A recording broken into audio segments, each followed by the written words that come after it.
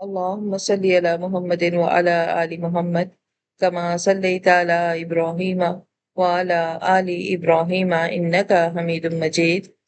اللهم بارك على محمد وعلى آل محمد كما باركت على إبراهيم وعلى آل إبراهيم إنك حميد مجيد. ربي زدني علما، ربي زدني علما، ربي زدني علما. ربي يسر ولا تؤسر وتمم بالخير وبك نستعين. آمین ثم آمین. السلام علیکم ورحمۃ اللہ وبرکاتہ.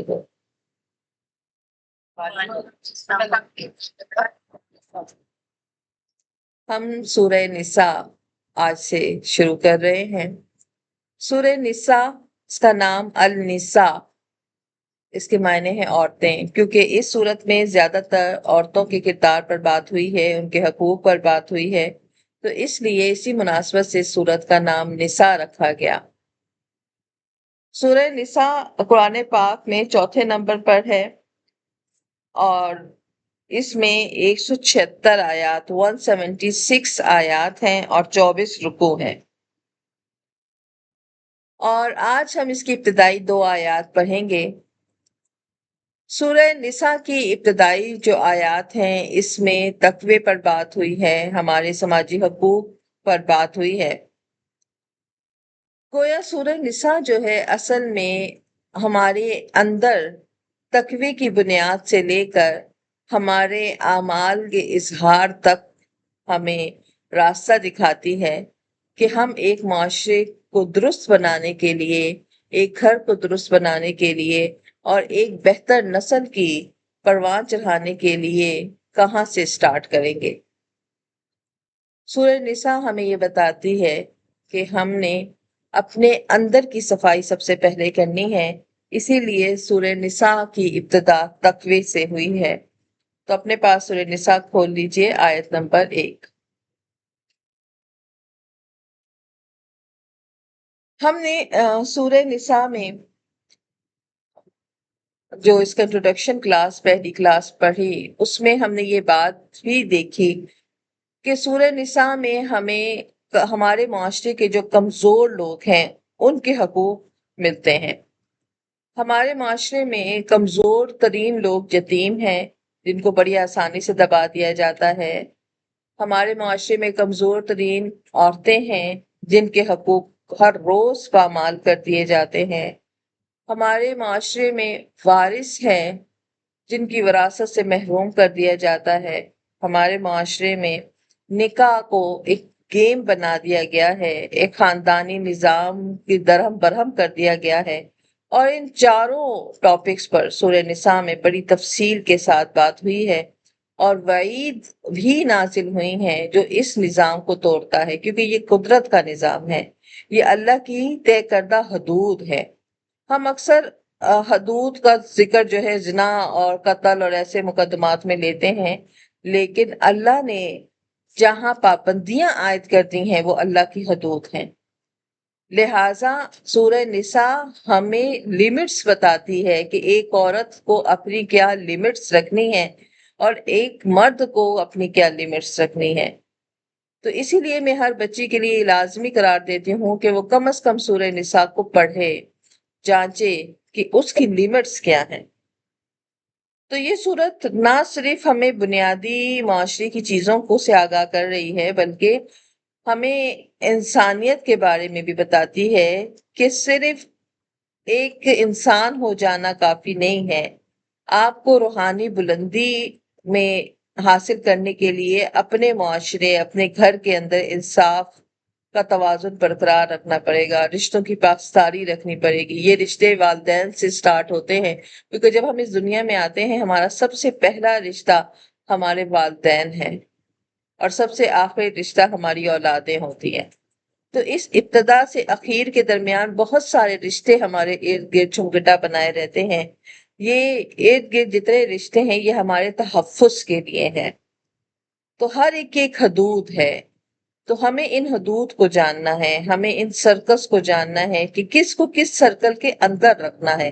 اور یہ توازن اسی وقت آ سکتا ہے جب ہم اس کے بارے میں پڑھتے ہیں، ہمیں جانچ ہوتی ہے کہ ہر رشتے کا ایک خاص محور ہے، ایک خاص حد ہے، وہ اس حد کو جب کراس کرے گا تو وقت معاشرے میں بگاڑ پیدا ہوگا۔ ماں باپ کا ایک خاص کردار ہے، ایک خاص محور ہے، اولاد کا ایک خاص کردار ہے، ایک خاص دائرہ ہے، میاں کا ایک خاص دائرہ ہے، بیوی کا ایک خاص دائرہ ہے، بہن بھائیوں کا ایک خاص لمٹس ہے۔ تو ہم نے دین کی روشنی میں ان لمٹس کو آج سیکھنا ہے انشاءاللہ تعالی۔ تو سورہ نساء ہماری بنیادی ضرورتوں جو کہ رشتوں کے معاملے میں اس کو پورا کرتی ہے۔ اپنے پاس آیت نمبر 1 کھول لیجئے۔ اعوذ باللہ من الشیطان الرجیم، بسم اللہ الرحمن الرحیم۔ يا أيها الناس اتقوا ربكم الذي خلقكم من من نفس واحدة وخلق منها زوجها وبث منهما رجالا كثيرا ونساء، واتقوا الله الذي تساءلون به والأرحام إن الله كان عليكم رقيبا۔ یا ایو، اے لوگو، یا ایو کسی کو پکارنے کے لیے استعمال ہوتا ہے، اے ایوہا، اب آگے ناس ہے تو ناس لوگوں کے لیے استعمال ہوتا ہے، اے انسانوں یا اے لوگو، اتقو، ابتدا ہی تقوی سے ہوگی، ڈرو، ربکم، اپنے رب سے۔ ڈرنے سے مراد اس کی ناراضگی سے ڈر جاؤ، اس کے حدود توڑنے سے ڈر جاؤ، اس کی سزا دینے سے ڈر جاؤ۔ ربکم، جو تمہارا پالنے والا ہے۔ رب اللہ کی تمام صفات کو شامل ہوتی ہے۔ رب کے معنی ہوتے پالنے والا۔ پالنے والا رازق بھی ہوتا ہے، پالنے والا خالق بھی ہوتا ہے، پالنے والا زندگی بھی دینے والا ہوتا ہے، موت بھی دینے والا ہوتا ہے، سزا بھی دینے والا ہوتا ہے، جزا بھی دینے والا ہوتا ہے، کیونکہ وہ ہمیں پال رہا ہے، ہماری ہر ضرورت کا خیال رکھ رہا ہے۔ الذی، وہ ذات، کسی کی طرف اشارہ کرنے کے لیے یہ لفظ استعمال ہوتا ہے۔ خلقکم، کم اس میں ضمیر ہے، تم سب، اور خلقہ، تمہیں پیدا کیا۔ خلقہ اور جعلہ میں یہ فرق ہوتا ہے کہ خلقہ میں انگریڈینٹس موجود نہیں ہیں، چیزیں موجود نہیں ہیں اور چیز پیدا کر دی گئی، یہ اللہ کی صفت ہے۔ اللہ پیدا کر سکتا ہے، خلقہ کسی دوسری مخلوق کی صفت نہیں بن سکتی۔ جو عدم سے وجود میں لانے والا ہوتا ہے، جو بغیر کسی چیز کے وجود لے آتا ہے، وہ خلقہ ہے، اور یہ صرف اللہ کی ذات ہے۔ تمہیں پیدا کیا من نفس واحد، نفس کہتے ہیں جان کو، اور واحد ایک کو، وخلق، اور پیدا کیا منہا، من معنی سے ہا، نفس کی طرف جا رہی ہے، منہا الف مدہ کے ساتھ ہے، تو اسی نفس سے زوجہا، زوج کہتے ہیں جوڑے کو، اس کے جوڑے کو، وبث، اور پھیلا دیا، منہما، ان دونوں سے، یعنی اس مرد اور اس عورت سے، دونوں سے ملا کر پھیلا دیے، رجالن، بہت زیادہ مرد، کثیرن، بہت زیادہ، ونسان، اور عورتیں، عورتیں اور مرد ان دونوں سے بہت زیادہ پھیلا دیے۔ واتقو، اور ڈرو، اللہ سے، الذی، وہ ذات، تساءلونا، جس سے تم سوال کرتے، بھی، اس کے نام پر، والارحام، اور رشتہ داری کا، ارحام رحم سے ہے، رشتہ داری کو کہا جاتا ہے۔ اور اس اللہ سے ڈرو جس کے نام پر تم مانگتے ہو، اور رشتہ داری سے ڈرو، کس سے ڈرو؟ رشتہ داری سے۔ یہاں پر ارحام، ڈرنے کا جو حکم ہے نا، وہ ارحام کے بارے میں ہے کہ رشتہ داروں سے ڈرو، ان کا خیال رکھو، ان کی ناراضگی سے ڈرو۔ اللہ نے واتقو کا لفظ استعمال کیا ہے، بچو نہیں، ڈرو۔ بچنا اور ڈرنا دو علیحدہ پہلو ہے، ہم اس پر آگے بات کریں گے۔ بچنا یہ ریکارڈنگ ہے کلاس؟ جی ہوگی انشاءاللہ. بچنے اور ڈرنا دو علیحدہ علیحدہ باتیں ہیں. بچنا یہ ہوتا ہے کہ یہ چیز میرے لیے مضر ہے، ٹھنڈا پانی میرے لیے مضر ہے تو میں نے بچنا ہے، میں ٹھنڈا پانی یوز نہ کروں، میں اس راستے سے بچوں جہاں پر میں گر سکتی ہوں، میں اس چیز سے بچوں جہاں مجھے جو ہے مخالفت دیں گی. یہ ہے بچنا. میں ان چیزوں کو اگنور کروں، چھوڑ دوں. اتقا کہتے ہیں کہ ہم ان چیزوں میں رہ کر ان چیزوں کے حق ادا کرنے، حق ماننے سے بچ جائیں، ان کا حق پورا ادا کریں. جیسے میں ایک راستے باغ کے اندر جا رہی ہوں اور مجھے کہا جائے بیٹا بچنا، یعنی ان کے پھلوں کو نقصان نہ پہنچانا، نقصان پہنچانے سے بچنا، ان کے پھولوں کو نہ توڑنا، پھولوں کو نقصان پہنچانے سے بچنا، اس کے پھلوں کو نقصان پہنچانے سے بچنا، اس کی گھاس کو توڑنے سے بچنا، جرم کرنے سے بچنا، تو یہ وَاتَّقُوا میں ہے. تو رشتہ داروں کے بارے میں اللہ نے کیا فرمایا؟ وَاتَّقُوا. اللہ نے یہ نہیں کہا تم اعتراض کرو، تم اعراض کرو، نہیں، اللہ نے فرمایا تم بچو، یعنی ان کے حق ماننے سے بچو، ان کا خیال رکھو، ان کی ناراضگی سے بچو. ان اللہ کان علیکم رقیبا، بے شک اللہ تعالیٰ تم پر کیا ہے؟ نگہبان ہے. اللہ تم پر نگہبان ہے. اچھا، یہاں پر تجوید کی جو اسٹوڈنٹ ہیں ان کے لیے بڑی پیاری مثال آئی ہے. نساء، حمزہ پر دو زبر ہے. تجوید کی اسٹوڈنٹ مجھے بتائیں گی یہ یہاں پر نساء آ پڑھا جائے گا، یہ نساء؟ جلدی سے بتائیں تاکہ ہم آگے جائیں. حمزہ ختم ہو جائے گا، حمزہ ختم ہو جائے گا، مد کے ساتھ ہم پڑھیں گے. وجہ؟ دو زبر تو ایک زبر میں کنورٹ ہوتا ہے. لیکن حمزہ مد کے بعد جب حمزہ آ جائے تو پھر حمزہ ختم ہو جاتا، دو زبریں بھی ختم ہو جاتی. جب حمزہ الف مدہ کے بعد آتا ہے دو زبر کے ساتھ تو وہ ساکن ہو جاتا ہے. چلیں جی آئے آیت کی طرف. آیت میں اللہ رب العزت نے ابتدا کی یا ایھا الناس سے، کہ اے لوگو. اب یہاں پر غور کریں تو اللہ نے صرف مسلمانوں کو مخاطب نہیں فرمایا ہے، بلکہ اللہ تعالیٰ نے پوری انسانیت کو، الناس، تمام انسان، اللہ نے یہاں انسانیت کو مخاطب فرمایا ہے. چونکہ سورہ نساء جو ہے نا یہ معاشرے کے بارے میں ہے، ایک معاشرتی حقوق کے بارے میں. اس میں ہمیں خاندانی حقوق ملتے ہیں، عورتوں کے، یتیموں کے، وراثت کے، نکاح کے. اور یہ حقوق صرف مسلمانوں کے لیے نہیں ہے، یہ حقوق پوری دنیا میں اگر امن اور توازن رکھنا ہے تو یہ ان سب کے لیے ہیں.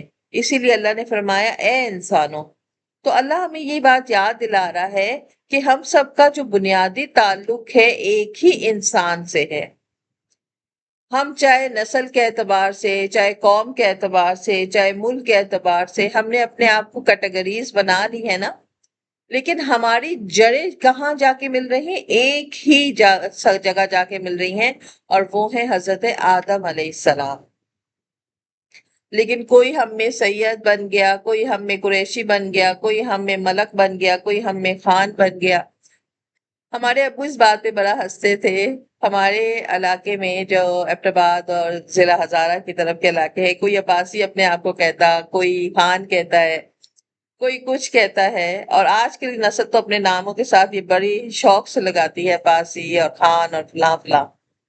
تو ہمارے ابو کہتے تھے ہم سب پیچھے سے ایک ہی دادا کی اولاد ہے، آگے جا کے پتہ نہیں کوئی عباسی نکل آیا تو کوئی خان نکل آیا. تو بڑا ہنستے تھے اس بات پر، اور ان کے پاس پورا شجرہ تھا. اور وہ ابو اکثر بتاتے بھی تھے کہ یہاں ہمارے دادا ایک ہی بنتے ہیں، ان کے بھائیوں مختلف علاقوں میں جا کے آباد ہوئے، تو کسی نے عباسی ساتھ لگا لیے، کسی نے کچھ اور کسی نے کچھ. تو بالکل ایسے ہی ہم انسانوں کی حالتیں ہیں کہ ہم انسانوں نے اپنے آپ کو مختلف قوموں میں تقسیم کر دیا. ہم انسانوں میں اپنے آپ کو مختلف ذاتوں میں تقسیم کر دیا. ہم سب حضرت آدم علیہ السلام کی اولاد ہے. یہ تقسیم مشرکین نے ابتدا کی تھی، کفار نے ابتدا کی تھی. ان کی قوم میں ایک ایسی کیٹیگری ہوتی تھی ہمیشہ سے جو خدمت کے لیے، ان کے خاندانوں کے خاندان، ان کی اولادوں کی اولادیں جو ہیں وہ صرف خدمت کے لیے معمور ہوتے تھے. آج ہم مسلمانوں میں بھی یہ چیز، یہ مرض بڑھ گیا ہے کہ ہم نے کمی کمین کا لفظ استعمال کرنا شروع کر دیا، ایک عرصے سے 1 صدی ہو گئی یہ لفظ استعمال کرتے ہوئے۔ ہمیں اپنی میٹ کے ساتھ کھانا کھاتے ہوئے گھن آتی ہے کیونکہ ہم ایکویلٹی پر یقین نہیں رکھتے۔ ہمیں ایک گوڑی کے ساتھ بیٹھ کر ٹیبل پر کھانا کھانا زیادہ انجوائے کرتے ہیں بنسبت اپنی میٹ جو ہماری دن رات ہماری اسٹف کی حفاظت کرتی ہے، ہمارے لیے اسٹف تیار کرتی ہے، ہم اس کے ساتھ کھانا معیوب سمجھتے ہیں۔ یہ ہمارے اندر کا تکبر ہے، یہ ہمارے اندر کی وہ جہالت اور وہ کفر ہے جو کہیں نہ کہیں اندر موجود ہے۔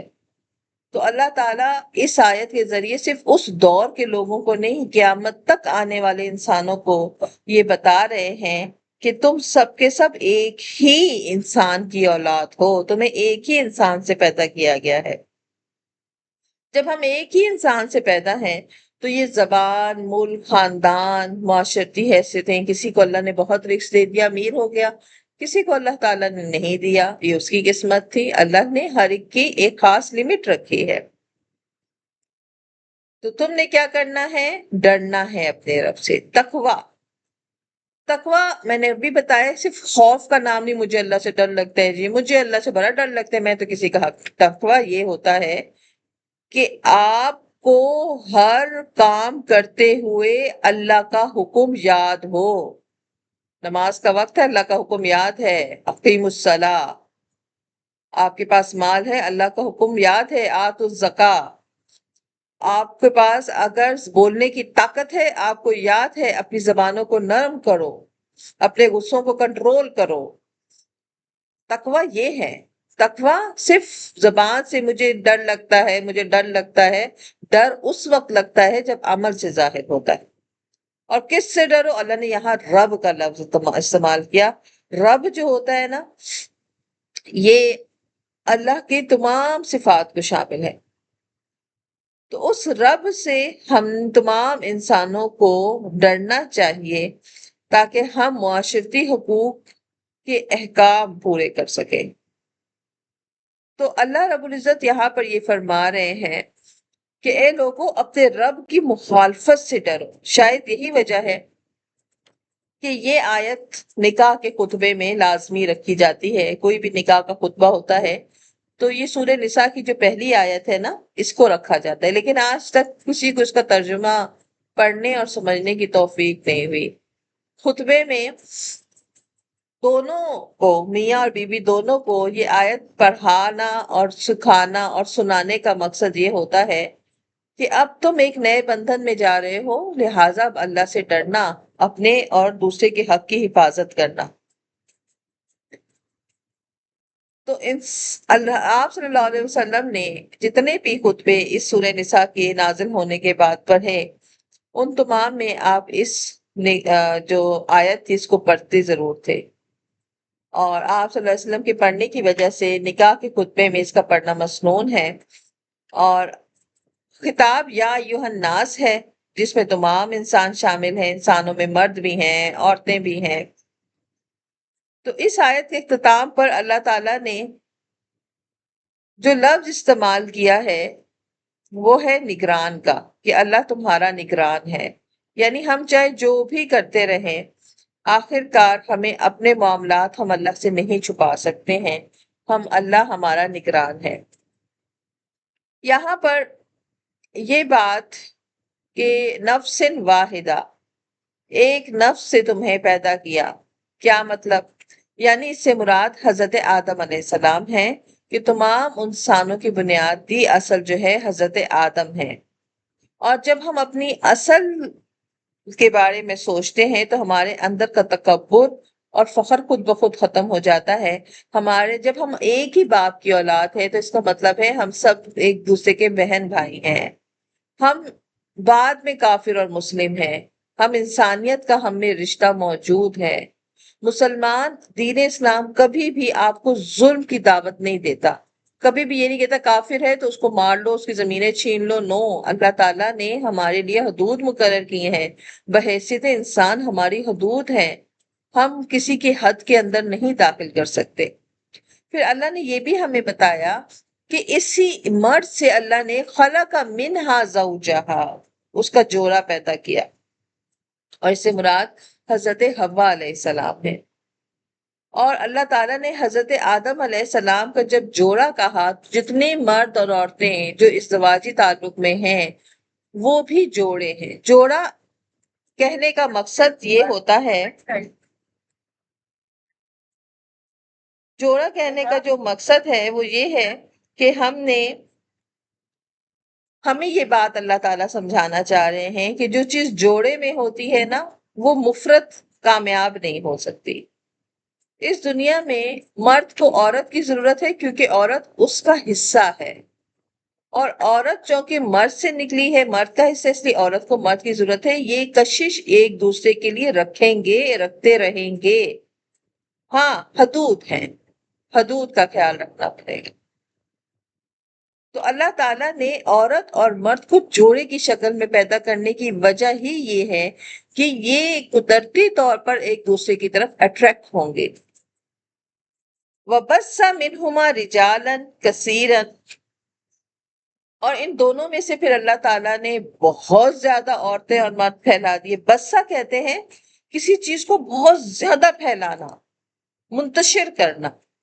جیسے بہت تیز ہوا آتی ہے تو اکثر پودوں کے بیج پھیل جاتے ہیں، تو ہم کہتے ہیں بسا، کہ وہ پھیلا دیا ہوا نے کچرا پھیلا دیا، ہوا نے بیج پھیلا دیے، پتوں کو پھیلا دیا۔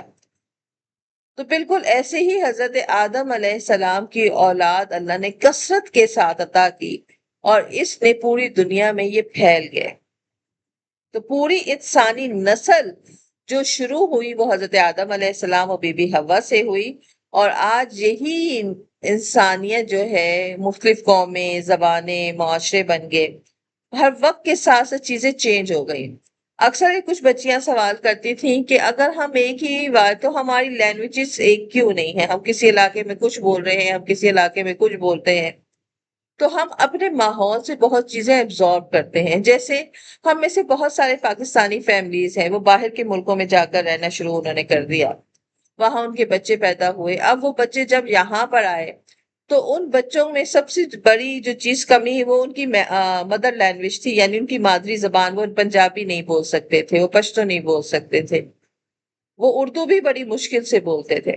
اب جب ان کی آگے سے نسلیں ہوئیں تو وہ جو تھوڑا بہت ٹوٹا پھوٹا جو ان کے ماں باپ بولتے تھے، اب وہ اس سے بھی محروم ہو گئے۔ ایک نئی زبان دریافت ہوگی، برٹش انہیں اپنا نہیں مانتے اور وہ ہم میں ڈھل نہیں رہے۔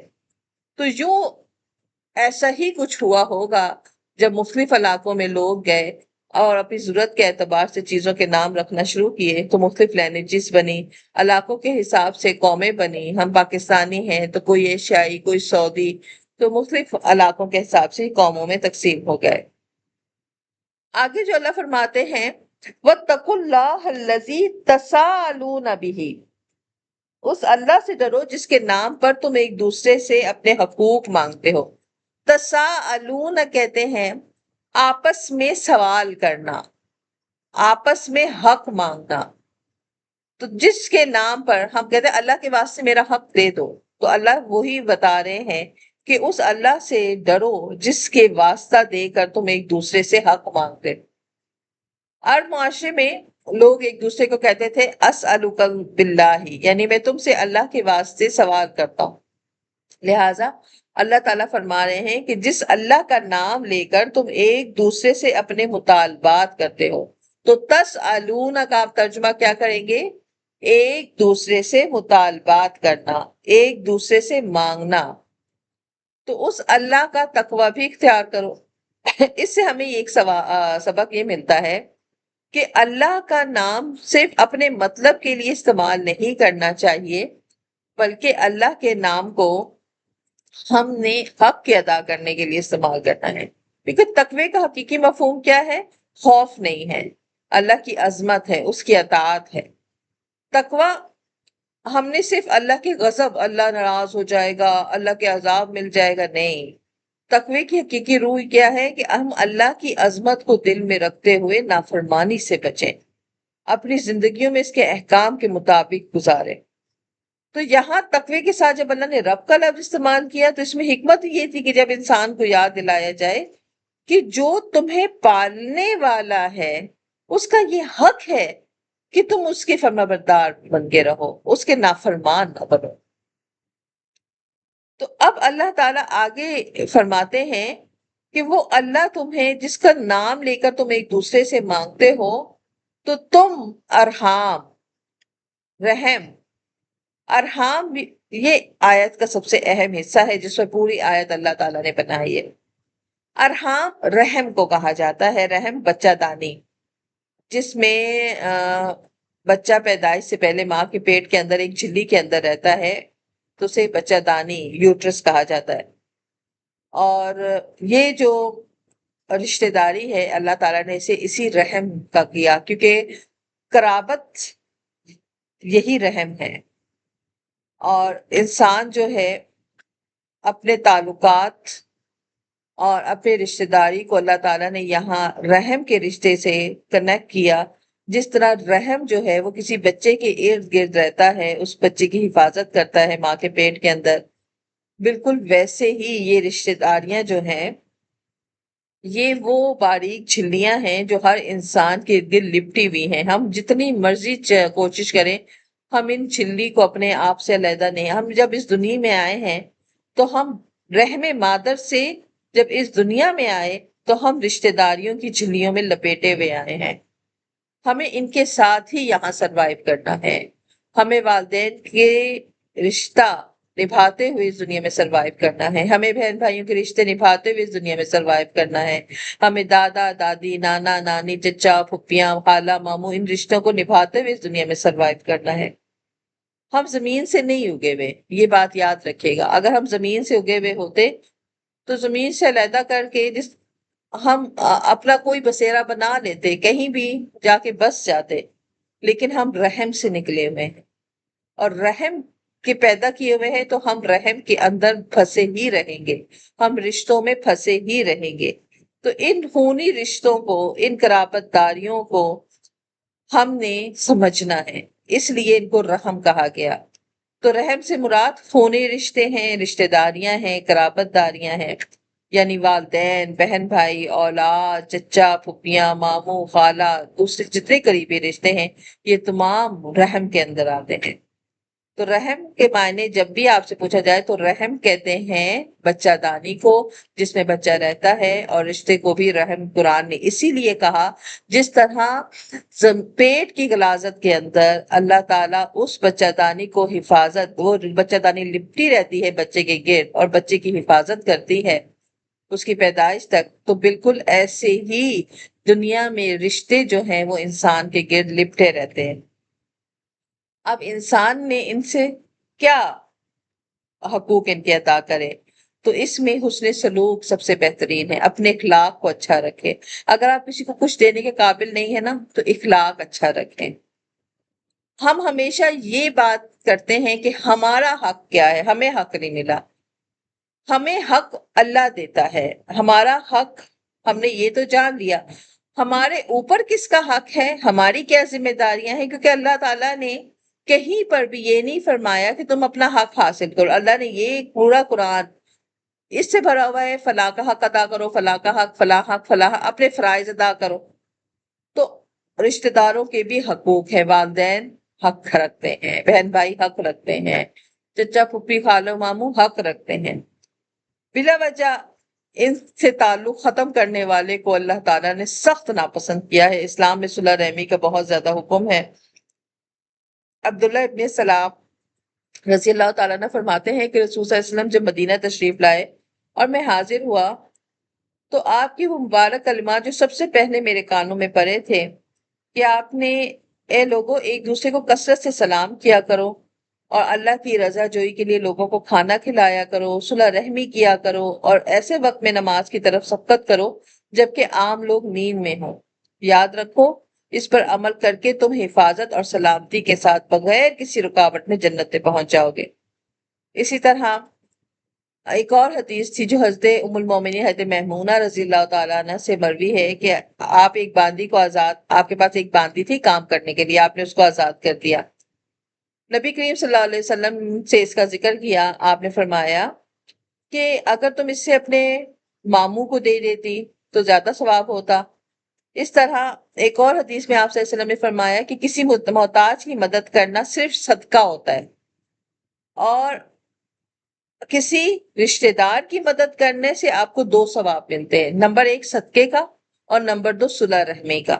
تو آپ صلی اللہ علیہ وسلم نے ہمیشہ تربیت یہی دی ہے کہ جب بھی آپ صدقہ اور خیرات کریں، سب سے پہلے اپنے رشتہ داروں کو دیکھیں کہ کیا آپ کے رشتہ داروں میں کوئی موجود ہے جس کی آپ ہیلپ۔ بہت سارے سفید پوش لوگ ایسے ہوتے ہیں جو نہیں مانگتے ہیں، بہت سارے سفید پوش لوگ ایسے ہیں جو اپنی ضرورتیں پوری کرنے کے لیے دن رات لگے ہوئے ہیں، ہمیں پتا ہوتا ہے کہ ان کے گھر کے کیوں، ہمیں اس وقت ہم لائل، ہمیں اکثر بچے کہتے ہیں ہمیں تو نہیں پتا، مجھے نہیں لگتا کہ ہماری فیملی میں کوئی ایسا ہوگا۔ اٹس مین میں فوراً سے میرے ذہن میں ایک بات آتی ہے، اٹس مین آپ اپنے گھر رشتہ داروں کے گھروں میں جاتی ہی نہیں ہے، اٹس مین آپ نے کبھی انہیں اپنے گھروں میں بلایا ہی نہیں ہے، کیونکہ ایسا ہو نہیں سکتا کہ ایک درخت کے سارے پتے ہرے بھرے ہو۔ اگر ایک درخت ہے نا، اس میں کچھ پتے ہرے ہوتے ہیں تو کچھ سوکھ کے گر بھی رہے ہوتے ہیں، تو ہم نے ان سوکھے ہوئے پتوں، سوکھی ہوئی ٹہنیوں کے بارے میں خود معلوم کرنا ہے۔ تو نبی پاک صلی اللہ علیہ وآلہ وسلم نے بڑی رغبت دی ہے کہ ہمیں جو ہے اپنے رشتہ داروں کا خیال رکھنا ہے، اور صلح رحمی جو ہے ہمیں 5 رولز بتاتی ہے۔ نمبر 1، ہم نے اپنے اخلاق کو بہترین رکھنا ہے، حسن سلوک، اپنے بہن بھائیوں سے، چچاؤں سے، پھپھیوں سے، خالہ سے، ماموں سے بڑے پیار سے، محبت سے بات کرنی ہے۔ اکثر ہم کہتے ہیں تو ہمارے دشمن بنے ہوئے ہیں، وہ اپنا کردار نبھا رہے ہیں، آپ اپنا کردار نبھائیے۔ پھلدار ٹہنیاں جھکتی ہیں، بچتی نہیں ہیں۔ ہمارے استاد محترم فرماتے تھے جو سخاوت والا ہوتا ہے نا، سخی ہوتا ہے، وہ یہ نہیں دیکھتا کہ میرے سامنے دشمن کھڑا ہے یا دوست، وہ مدد کرتا چلا جاتا ہے۔ ہاں، حدیث شریف میں آتا ہے کہ مومن ایک سوراخ سے بار بار نہیں ڈسا جاتا، اپنی خوشیوں کو ظاہر مت ہونے دو۔ تو بعض دفعہ نظر انسان کی اپنی بھی لگ جاتی ہے، تو اگر ہم کسی شخص کے بارے میں اس وہم میں شیطان ہمیں ڈالتا ہے کہ فلاں شخص تمہارے حق میں اچھا نہیں ہے، یا فلاں کے تم جو ہو، تو فوراً سے شیطان کی اس بات کو رد کر دیا کریں کہ میں تو اللہ کا حکم پورا کر رہا ہوں، صلح رحمی کر رہا ہوں، اگر یہ دشمنی کر رہا ہے تو یہ جانے اور اس کا اللہ جانے، میں تو حق پورا کر رہا ہوں۔ تو حسن سلوک، آپ کچھ نہیں دے سکتے، محبت سے بات کر لیں، فون کر لیا کریں اپنے بہن بھائیوں کو، ہفتے میں 1 دن رکھا کریں جب آپ جو ہے اجتماعی کال کر لیں، ہفتے میں 1 دن رکھ لیں جب اپنے والدین کو دعوت کر دیا کریں۔ ہفتے میں نہیں افورڈ کر سکتے، مہینے میں رکھ لیں، مہینے میں افورڈ نہیں کر سکتے، 6 ماہ میں رکھ لیں، ان 6 ماہ میں تھوڑا تھوڑا کر کے پیسے جمع کریں۔ ہم عورتیں جو ہوتی ہیں نا، میں اپنے آپ کو بھی اس میں ہر دفعہ بلیم کرتی ہوں، ہم نے نا نکاح سمجھ کر کے ہمارے ذہنوں میں یہ چیز فیڈ کر دی گئی کہ بھئی اب تم اپنی مرضی، شوہر کی مرضی کے خلاف نہیں چل سکتی ہو، اب تم جو شوہر کہے گا وہ تمہیں کرنا ہے، اور ہمیں اتنا دبا دیا جاتا ہے معاشرتی طور پر اور ذہنی طور پر، چاہے شوہر بہت اچھے ہیں، بہت سپورٹیو ہیں، لیکن ہمیں اپنے بہن بھائیوں کی بات کرتے ہوئے جھجک فیل ہوتی ہے۔ میں نے بہت ساری ایسی بچیوں کو دیکھا ہے جو بہت اچھی پوسٹ پر ہیں، کما رہی ہیں، لیکن وہ اپنے بھائیوں کی مدد چھپ کے کرتی ہیں۔ کیوں؟ کیونکہ انہیں سسرال سے ڈر لگتا ہے، جب وہ کما خود رہی ہیں، محنت خود کر رہی ہیں، لیکن وہ مدد خود کھلے عام نہیں کر سکتی ہیں، وہ اپنے ماں باپ کو سپورٹ نہیں کر سکتی ہیں۔ کیوں؟ کیونکہ وہ معاشرتی دباؤ میں ہیں۔ ہمیں ذہنی طور پر ہم ابھی تک بر صغیر کے ہندوؤں کے زیر اثر ہیں، جنہوں نے بیٹیوں کو بیاتے ہوئے یہ بات کہتے ہیں کہ تمہاری ڈولی جا رہی ہے تو میت اٹھے گی، واپس مت آنا، کشتیاں جلا کے جا رہی ہو۔ ہمیں بھی اسی قسم کے جملے سننے کو ملتے ہیں۔ ہمیں بھی گوشت کے ایک ٹکڑے کو اس طرح اٹھا کر کاٹ کے علیحدہ کر دیا جاتا ہے، ہمیں بھی علیحدہ ہمیں دوبارہ جڑنے کے لیے پیوند کاری کرنی پڑتی ہے، جس رشتے میں پیوند کاری ہو جائے وہ کمزور ہو جاتے ہیں۔ تو حسن سلوک، اچھا برتاؤ کریں۔ ہم نے جو کچھ ہم نے دیکھا، کوشش کریں ہمارے بچے وہ چیز نہ دیکھیں، ہمارے بچوں میں یونٹی آئے، ہمارے بچوں میں آپس میں تعلق مضبوط ہو کہ وہ غم خوشی میں ایک دوسرے کو بلا جھجک فون کر کے کہہ سکیں کہ بھئی میرے ساتھ یہ پرابلم ہے۔ وہ یہ نہ سوچے کہ میں اس ٹائم پہ فون کروں وہ سوئی ہوئی تو نہیں ہوگی، میں اس ٹائم پہ فون کروں وہ اٹھی ہوئی تو نہیں ہوگی۔ جو بغیر کسی خوف و خطر اپنے دلوں کے حال بیان کر سکے کہ میرے ساتھ یہ پرابلم ہے. آج ہماری جو یوتھ ہے، ہماری جو نسل 90s والے ہیں، آج نہ ہم اپنے دکھ کسی کے سامنے شیئر کر سکتے ہیں، نہ اپنی خوشیاں شیئر کر سکتے ہیں. نہ جانے کمی کہاں واقع ہوئی، لیکن ہماری پوری نسل جو 90s کے ہیں، ہماری پوری نسل اس چیز میں ہے کہ ہم ہر رشتے کو شک کی نگاہ سے دیکھتے ہیں. تو ہم نے کوشش کرنی ہے کہ ہمارے بچوں کے اندر یہ یونٹی رہے، ہمارے بچے کسی شک میں نہ پڑیں، اچھا برتاؤ کریں والدین کے ساتھ، بہن بھائیوں کے ساتھ، اولاد کے ساتھ. صرف اولاد رشتہ نہیں ہوتا، بہت سارے اور رشتے بھی ہیں. آنکھیں کھولنی پڑیں گی، بلا وجہ تعلق نہ توڑے. اس نے یہ بات کہہ دی، اس نے تو میری منتشاء عزت و منتشاء ذلہ. اللہ جسے عزت دینا چاہے اسے کوئی ذلیل نہیں کر سکتا، اور جسے اللہ ذلیل کرنے پر آ جائے اسے کوئی عزت نہیں دے سکتا. تو بہن بھائی اگر مذاق میں کچھ کہہ دیتے ہیں، سیریس ہو کے بھی کچھ کہہ دیتے ہیں، یہ سو کے بہن بھائی ہیں. اور ایسی کون سی محفل ہوگی جس میں کوئی ایک بہن بھائی جو ہے وہ ٹارگٹ نہیں بنتا ہوگا؟ ہماری محفلوں میں تو میں ہمیشہ اپنے بہن بھائیوں کا ٹارگٹ بنی ہوں، خوب مذاق اڑاتے ہیں خوب، اور بعد میں ہم سب وہ بینچ پہ ہوتے ہیں. تو بہن بھائیوں میں کیسے تکبر، بہن بھائیوں میں کیسی ہے نا، بہن بھائیوں میں کیا؟ بھائی ٹھیک ہے، ہم ملے ہیں ہنسی مذاق کرنے کے لیے تو ملے ہیں، بچپن کی باتیں مل کے بیٹھ کے یاد کرتے ہیں، اس پر ہنستے ہیں. تو بلا وجہ تعلق مت توڑیں، چھوٹی چھوٹی باتوں پر تعلق مت توڑیں، اگنور کرنا سیکھیں. اگر ہے بھی تو کسی کو بڑا سمجھ کے معاف کر دیں، اور کسی کو چھوٹے کی نادانی سمجھ کے معاف کر دیں. بوقتی ضرورت مدد کریں.